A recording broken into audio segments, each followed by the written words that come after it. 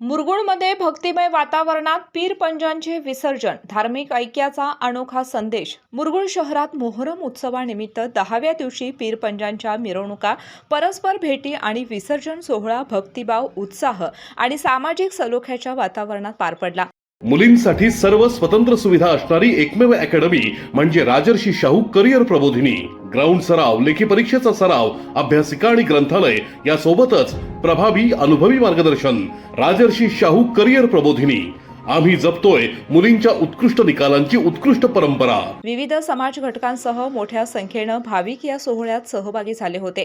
पारंपरिक प्रथेनुसार भोई, चव्हाण, तोरशे, गुरव, मांगले, कुलकर्णी, सपकाळ, मुल्ला आदी घराण्यांच्या सहभागातून शहरातील विविध भागात 10 पीर पंजांची स्थापना करण्यात आली होती।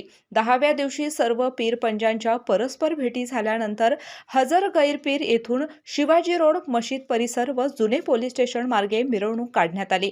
भाविकांनी घरोघरी पूजन करून नवस पेडले, तसेच गुळाचा प्रसाद व चोंग्याचे वाटप करण्यात आले।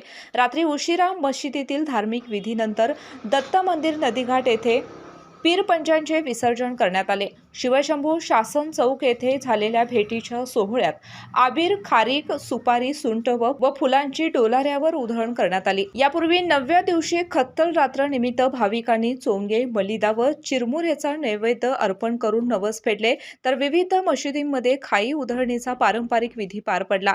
मोहरम उत्सव काळात नागरिक, विविध मंडळे, मुरगुड पोलीस, पत्रकार आणि नगरपालिका प्रशासन यांच्या सहकार्यामुळे सर्व धार्मिक कार्यक्रम शांततेत, शिस्तबद्ध आणि उत्साहपूर्ण वातावरणामध्ये पार पडले। धार्मिक ऐक्य, सामाजिक सलोखा आणि परस्पर सन्मानाची परंपरा जपणारा हा उत्सव यशस्वीरित्या संपन्न झाला। केके न्यूजसाठी कागल प्रतिनिधी ओंकार पोद्दार।